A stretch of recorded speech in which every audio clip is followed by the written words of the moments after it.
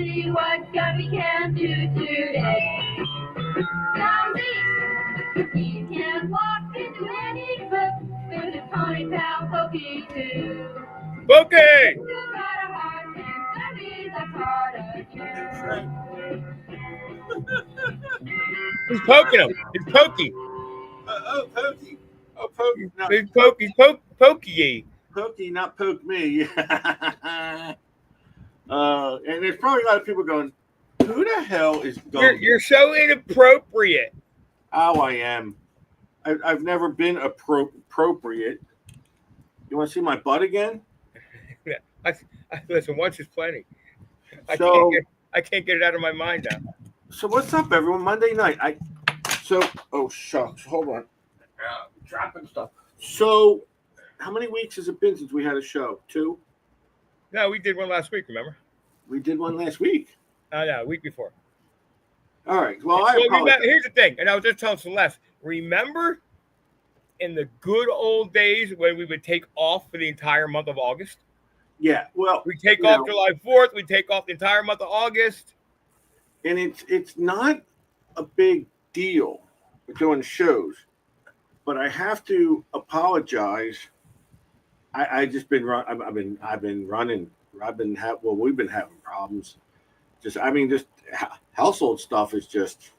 Yeah, and me, it's just too freaking hot. I'm telling you right now, folks. Be forewarned. This is going to be an abbreviated show because it's 86 degrees in my house with every air conditioner I own running right now. Yeah, well, you know what? It's so funny because Jersey is really rocking right now. I mean, the temperature went down to 70 degrees today. It was so nice. I was telling you that we got Princess to school. Her first day back. There was almost 2 hours north. And I got to tell you something, man. I wanted to listen. You know what? North Jersey sucks. Okay? North Jersey should either become its own country or I swear to God, you know what North Jersey is? And you're going to love me when I say this. It's the California of the East Coast. It is. It's like cut this state in half. Either we merge with like Delaware. You're screaming that forever. South Jersey should be its own state. It is. It should. You know what? So we have to take the New Jersey Turnpike north. Now, I'm at exit 3 on the Turnpike. Everybody says, what exit are you from? What exit are you from? Okay, I'm from exit 3, which is almost the bottom of the state. There's only 2 more under it. 2 more exits, yeah. So we get on there, smooth sailing. I set the cruise control because I've been trying to drive more legally lately. I set the cruise control, and I'm driving probably about 3 or 4 times the speed of Frank, and I'm still at the speed limit. And I said to Deb, I said, you know what? Exit 8A, you watch what goes on. Don't you know it? What's that? Great Adventure? Yeah, well, 7A is Great Adventure. So, yeah, you're getting higher. You're getting up towards Edison, not the far north Edison, but no, you're getting up above that Great Adventure. So 195. So all of a sudden, cars everywhere. They start getting a bunch of cars on the road. Then, so we got to take the Turnpike up to, I don't know what exit is, and then hop on the Parkway. Oh my God! Dude? You was talking about volume of traffic is just incredible. And everybody's trying to get their last vacations in too. So, well, I don't know. Today's Monday, dude. It was a Monday. Yeah, that's true too. They're going Monday at like, what was it, 9:30, 10 o'clock, and there's just a volume of traffic that's horrible. So, and then of course, well, Princess drove her car, and I don't know how she pulled this off, but she now has her cat with her at college. She registered it as a support cat and has her cat in the dorm room.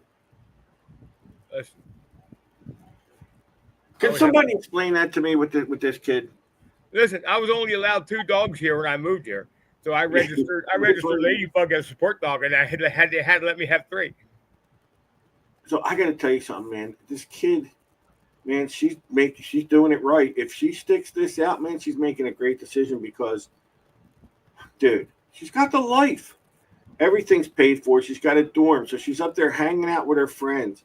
I mean, this is the time of life where she has fun and does some schoolwork, and she's working up there somehow. She's got a job doing something up there. I don't know. The kid is just for the college on campus. Yeah. She said she's got to go there tonight and get some training for it. So I don't know. She's working for the school. The kid just. She worked. I know everyone knows she worked all summer at the aquarium, the Camden Aquarium. Man, you're having a ball, and she didn't really lose that job. So when she comes home, she could work a weekend or two. Right. You know, but I understand she's taking a lot of credit, so her schoolwork's going to have to come first. Yeah, well, going into is this her second semester or second year? Second year, yeah. She's going to start getting down to the nitty gritty now. Start picking like career type classes. She is. She took 2 classes over summer break online. You know, did the whole last year. Took 2 classes. I mean, it's just But and then there's a lot of stuff going on at home that I'm not going to really mention about. But it's just bad. And then I know we're going to talk about metal detecting. We do have some things to talk about. And then I kind of decided, and I want to throw this out there because you know what? Listen, there's a lot of friends out there who I think can help me a lot with this next topic. Don Wendt, Michael Baumhoff, Scott McCrory. We don't talk about sexuality on this show. Well, no, it's not that. Oh no, I don't even have that figured out yet. All right, so that's not it. Phil Bortner's got to be somewhere. So I think. I don't know. We're in the throes of August. We're scoring a big 13 viewers right now on this platform. Well, that's going to be 30. Wait to see what's going to happen with these opinions. So I think I have to start looking for a full-time job. And not that I kind of have to, but I think I want to start working 40 hours a week. And I wasn't. And I got a lot of options. I got some irons in the fire, but I don't know.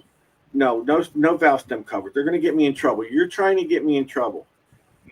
So I don't know what to do. I don't know what kind of career to look into. I know what I just did for the hell of it, and not expecting anything to come up, but then I got 2 callbacks. I filled out 911 operator. 911 operator. I got the thing that I'm still on these stupid job sites. So the 2 towns over, Largo sent me a thing. We think you would be perfect for 911. No. Well, so the funny thing is there's a job at the school. Wait till you hear this one. So there's a job at the school. I told you about this. And you go in and you sit with the kids in suspension. The kids that are in suspension, you go in and you watch them. All right? And I have an associate's degree, but in order to go sit in there and watch the kids in suspension, they want you to have a bachelor's degree. Bachelor's? So, and the funny thing is, what grade range is this? Well, that would be high school. Oh yeah, okay. I foresee you strangling someone. No, because you know what? I don't have to. If they walk out of the classroom, I'm calling the vice principal, not my job. Not my job. I'm not. You know what I mean? Listen, I've tried all this. No, I'm not being a dispatcher. I'm not working nights and weekends. I want to work Monday through Friday, 8 to 4, 9 to 5, 7 to 3. What they work 8 to 4. So I did. I wrote the lady I know at the school. I said, look, they always have these ads for this position too. I'm like, I don't have a bachelor's. She said, apply for the job and tell me your experience. Well, I did. But she goes, well, if someone without a bachelor's doesn't apply, if they don't get any applicants with a bachelor's, they might move to me. Yeah. And I put in my letter, I go, I got an associate's, and maybe life experience would work for that. So yeah. I could do that. You know what? I could do it, and because I've already tried it, so it ain't so bad. Well, that's one thing, but there's not much like security stuff. The security work out there, honestly, I can't stand on my feet all day, so I'm not going to go out there and they want to put me at a desk and do it. I'll sit at a desk and do it, but I just I don't know. Scott McClory, I was 911 certified, NCIC, SCIC, NLETS certified. I was in a 911 center, but that doesn't mean I necessarily want to do it again. Yeah, but Frank, you're not supposed to put the people on hold, for God's sakes. Well, listen, I try to sell them ugly boxes while they're waiting. Look, I know your shit's burning down, but can we talk electrolysis? Listen, I want to replace. Listen, just go out and buy used silverware to replace the stolen stuff, and I can tell you how to clean it up. Yeah, so I don't know, but I thought maybe people would have some ideas. Mike Baumhoff, they had to certify so many of us, so there was one in the hole per shift. So I was one of them that got certified. Nah, man, I wouldn't want to do that. I don't mind. I wouldn't mind doing it, but like I said, if it was Monday, back when I did it, you're still talking about a point in time where overnights in the winter you could go a week without getting a call. It was a little different than it is today. Yeah, but you still got to stay awake. Well, listen, I don't want to work night shift. It's the new 911, so you got to have a bathroom and everything in the dispatch center. You're not supposed to leave. You know what was a good one job I applied for that I really would have liked was for an insurance company. And you're the first contact when they call to make a claim. So for auto or home, they're going to call you and say, "I just had an accident," and you take all the information. And I'm sure you basically sit at the computer answering phones and forwarding information. You know what I mean? Yeah. And therefore, I'm not the bad guy telling them it don't get covered. I just take it and say, "All right, I got your information. Someone will call you back." And that was hybrid. So you have to drive to the office a little bit and then go online. But I could do that, but I don't get no replies. I got one call. I'm not driving. I'm not doing a job where you're driving all day long. And one guy was 12 hours a day driving. And I'm like, yeah, maybe I'm not. I'm done doing that. I ain't doing that. The only thing with me is I like these resumes that I filled out in these job sites.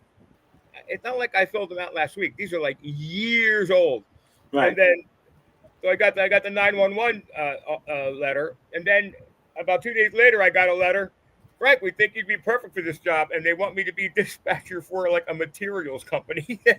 Now, see, Mike Baumhoff came in with a good one. I could be the Chips Ahoy dancer instead of being Chip and Dale. Yeah, or Chip Ahoy. The Chip and Putt dancer. So I don't know what to do. I'm looking. I might find something. My career as a metal detectorist has not skyrocketed, we'll say. It's not blossomed yet. Yeah, it really hasn't. I ain't finding Shasta. I went out 2 weeks ago, I think. What happened was I went out with the boys from Lehigh, and boy, I want to tell you something. If there's any of the guys from Lehigh on this show, dude, somebody better start throwing me some gift certificates to like dinner. I know, man. They're like OC's their second home now. Yo, I'm putting these guys on some good shit, and they don't even send me pictures. I went out one day with the guys from Lehigh. We didn't find anything, and it was everything was good. The tide was early in the morning. All I had to do was get up and get to the beach, and I got up, and my back was so bad. My back was hurting. I couldn't, you know how sometimes your back hurts, you get up, you walk around and you work it out. Couldn't do it. So I was mad. I had to skip that day, and I was kind of mad, especially now that I missed it. The week after we didn't go down, and so one thing. You know what? You were on how many metal detecting shows are on the web out there. There are so. I'm finding out there are so many. I'm on another one on September 2nd. So yeah, you're telling me you're on these, and man, does everybody not want to be a YouTube sensation or what?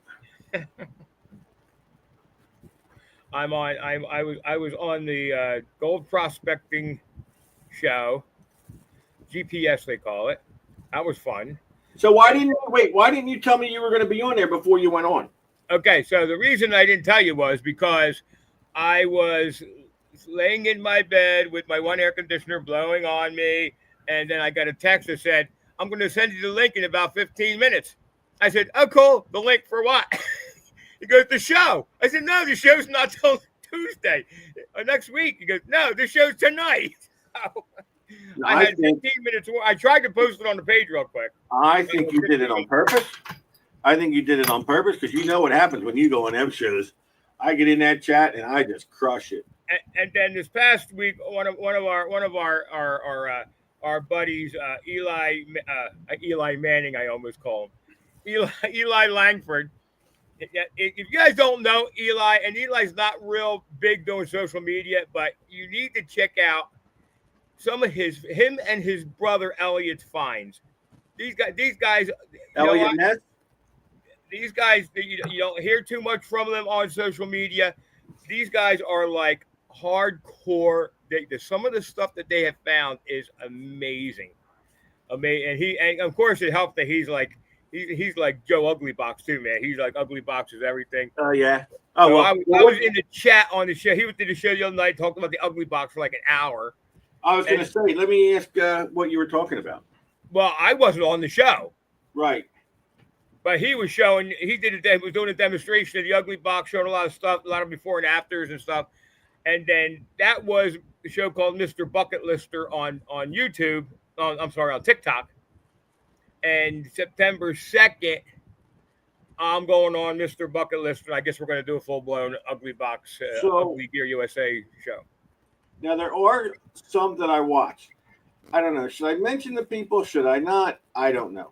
We all know Quarter Order's got a nice show. Now I know by the way, now I know who Why Gold Metal Detecting is, by the way. It was a lot of fun, too, guys. I got to tell you. Who is it? It's a secret. I can't tell you. Oh, all right. So, Quarter Order's got a good show. He's got a great following on YouTube. Probably one of the most. I noticed Nugget Noggin. I don't watch him. I every once in a while, I do support Jimmy Crossbones because that old Craig cracks me up. There's a few out there, and I'm not gonna say any names. I'm not going to do it. Well, you know what? I'm going to say the names. There's a couple out there that started off young, and were very, very impressive. And listen, I'm an old time detectorist. I've been detecting 40 years. And not that makes me any better than anybody else, but I can smell bullshit a mile away. And when these guys that had a big following as kids move on, and I'm calling bullshit on a lot of the finds, I'm selective on who I follow. I just, like I said, Tim and Kathy Lynch, great video. They're awesome. They're awesome folks. They're out there hitting at Jersey Beach, and Rob Rizzo. Rob Rizzo puts a lot of. I got to talk about. I keep meaning to have. I want to have him on the show. I talk to Rob all the time, but we got to say, well, you know what? And here's the other thing, too, guys. It's a big joke. This time of year, right now we have 17 viewers. Maybe we'll have 100 viewers at the night in late August. But once Labor Day comes, that's when I kind of don't want to waste guests on deep summertime shows because it's not doing us or them any justice. Because you don't give a shit about having me on. You don't care about having me on, right? You just I care about it. Yeah, you just listen, I call up every Monday night in August. I text you like, are we canceling tonight? Yeah. So once Labor Day comes, and then the viewership comes back, and then we'll start having guests on because if they've got something to promote, I'd rather them have it promoted when people are tuning in. But you know who I watch? I want to tell you, I also watched this young lady. I think I talked about this before. Nora Svet, Svet on YouTube. She's got some good ones. I like underwater, and she goes underwater and detects and finds some good stuff. and she's different. Sometimes she'll be out in a little creek. Sometimes she'll go on a cruise ship. Other times she drives around in a little van and goes camping and detecting in and stuff. So she's Yeah, pretty that's cool. cool. I would probably watch it. I just never heard of her. She's cool. And then there's these other two guys out there. Mike Baumhoff, did you get that package yet or what? I need to know. Because you know what? They're shipping you those two packages. That product cost me all of about probably 25 cents. So then there's these, I don't know where the hell they're from. These two wackadoo guys that do metal detecting shows. You know, if somebody remembers their name, it's really hard. Anaconda, I don't know. Anna Candy, who knows what they are? But you got Anaconda. Yeah, I don't know. But yeah, there's somebody now. Barb just posted a lot of good ones on there, so I don't know if I don't know if I've seen some of those, but and there are others I've probably watched that I haven't. I forgot to mention. But some are good, some are bad. You know that some are. I don't know. I don't like to talk about anybody's finds, but who knows what's going on out there, you know. Yes, Nancy, I'm sure I did it. What did you win again? I forget what Nancy won. Listen, I tell everybody the same thing I tell them every year. You'll have it by Christmas. I promise you. Dude, you know what? I decided I got one done. It's shipped out now. The guy's taking it to give to John Bradbury in an ugly box of John Bradbury in England. In England? Yeah. So let me tell you something. If you think Frank is bad with sending mail out to people, such as prizes they win, I've been waiting for an email from him for like 3 weeks. So it's not just regular mail; it's email too. He just don't. I guess you can't wrap your head around the concept of just how busy and important I am. And I think I don't think you can wrap your head around it either. Yeah, I can't. So, let me ask you a question. What are you doing after the show? I am going directly to the pool. I thought you were too busy. Yeah, I have a meeting there. I'm taking a meeting there. I think Josh Gates is meeting me at the pool after the show. I'd hate to see you drowned. Yeah, me too. I'd be cooler than I am now. No, I'd really feel bad if you did. We're like 97% humidity down here right now. You can't breathe. Yeah, it's got to be tough. Well, I told you we went from like 90 yesterday to like 70 today. It was amazing how it just changed. But it's the way it is. So, what's the name of this storm? Erin.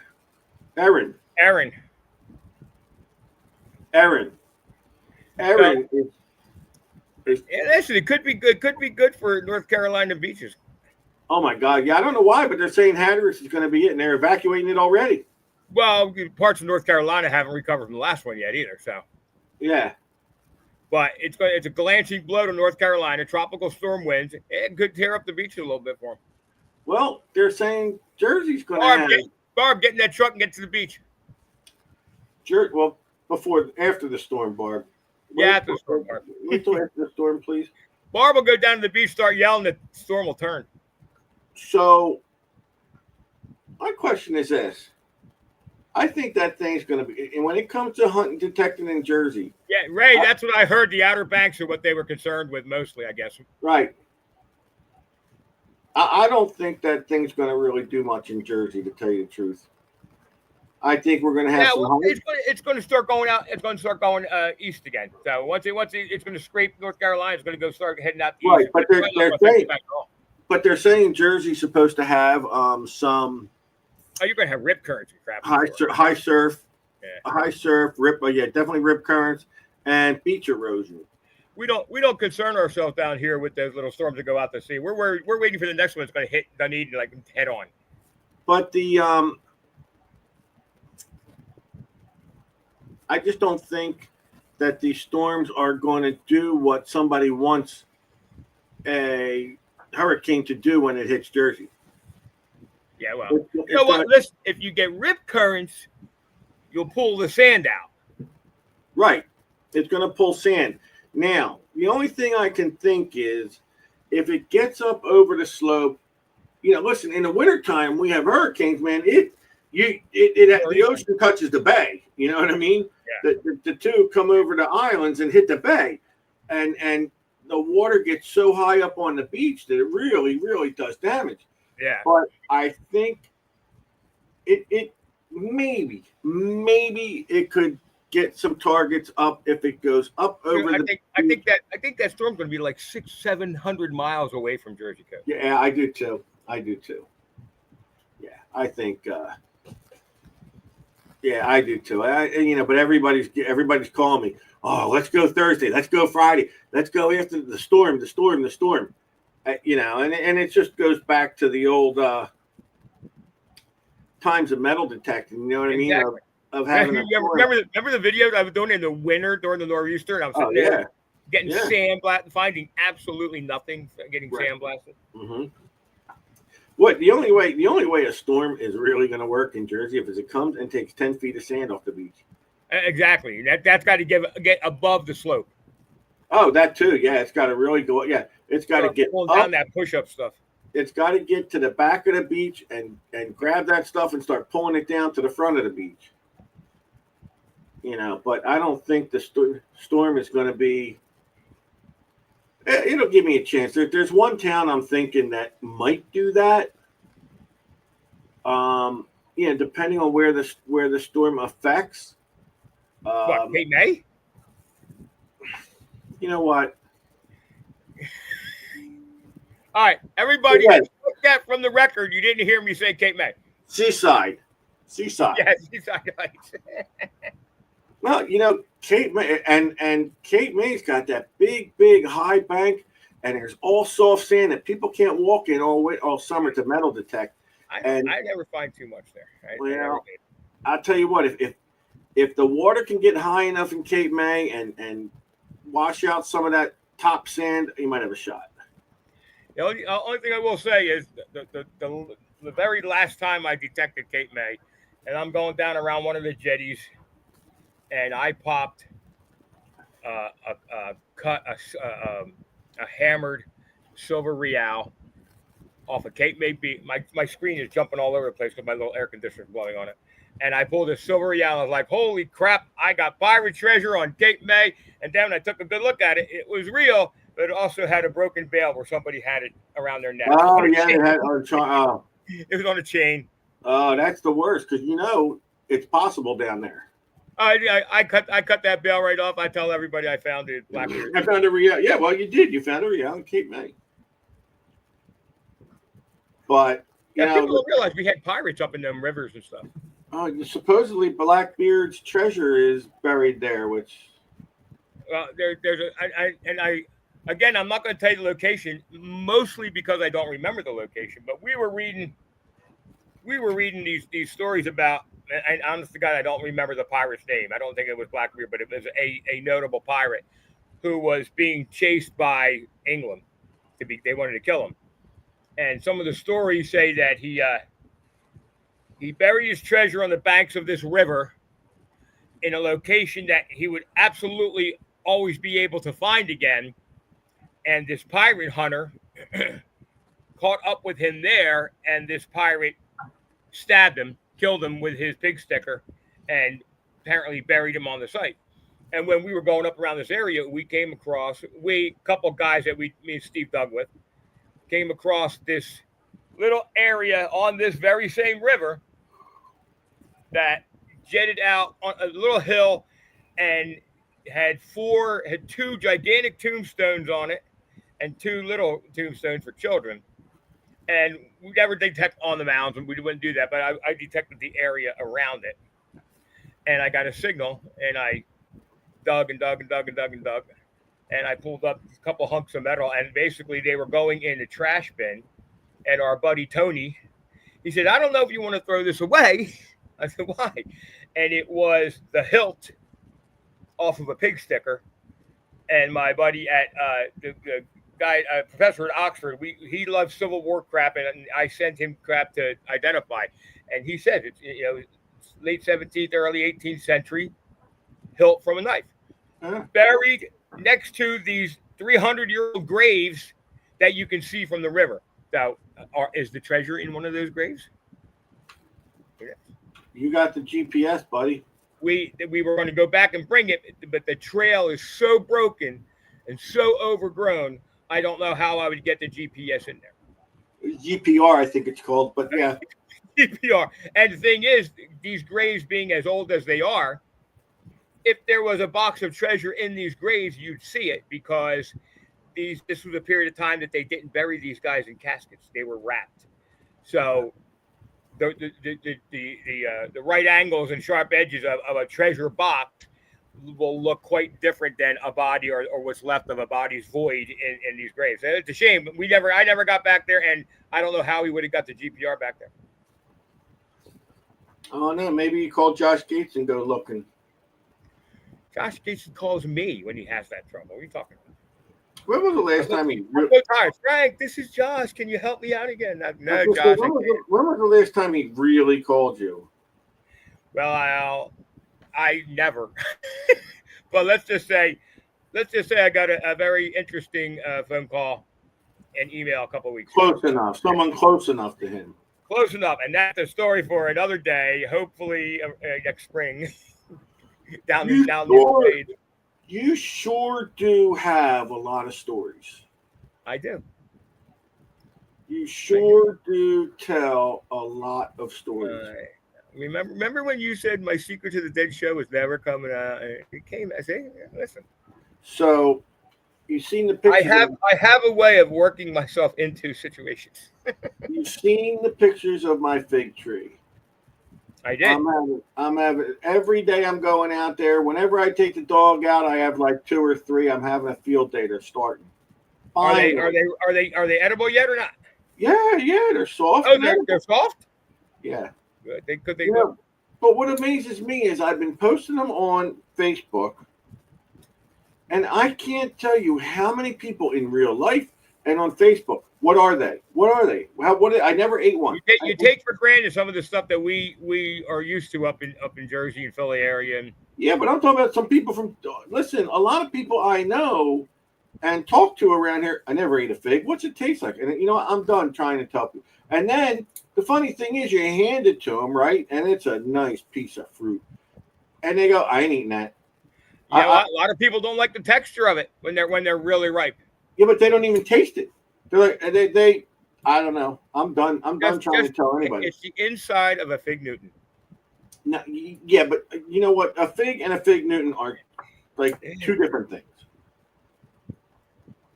I don't know. It's just funny how people just don't know. And I'm like, listen. And then some people like Debbie McAdams, come on over, eat them, take them out of my tree, come over and have a fig. I don't care. But my figs are different. See, most people are used to the turkey brown turkey.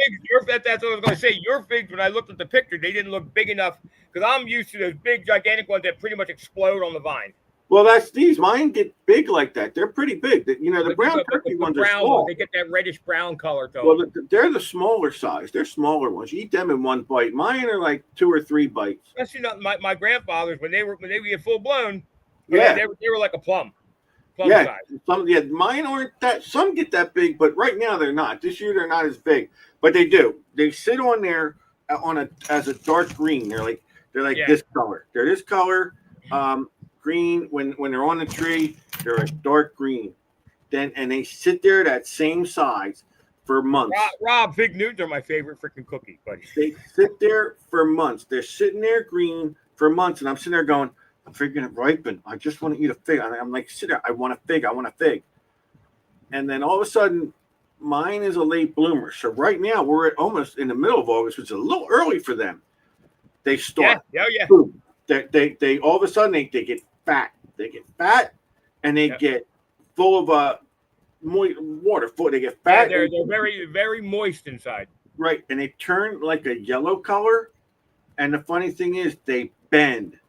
They bend downward, like their weight. Right, they get heavy and they bend down, and then that's when you know they're ready. And But- if you eat enough of them, you'll never need a colonoscopy. And no, they don't do nothing to me.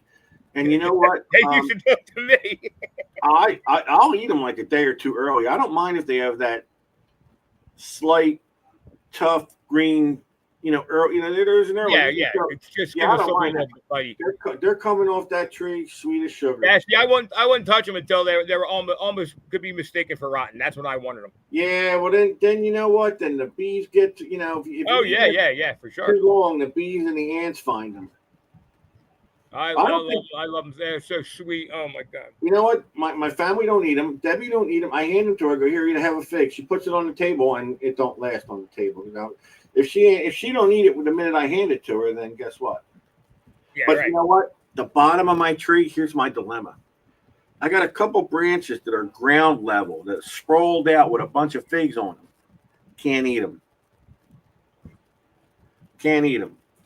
I'm just gonna say that's Champ's part of the tree. And I'm looking at them today going, oh man, they're almost ripe. Can I eat these? Can I? What? I'm like, nah, I ain't eating now. He goes out there and sprays them every night. Oh my god. I was looking for my glasses the whole time. Celeste gave me hers, and I just found mine on my neck.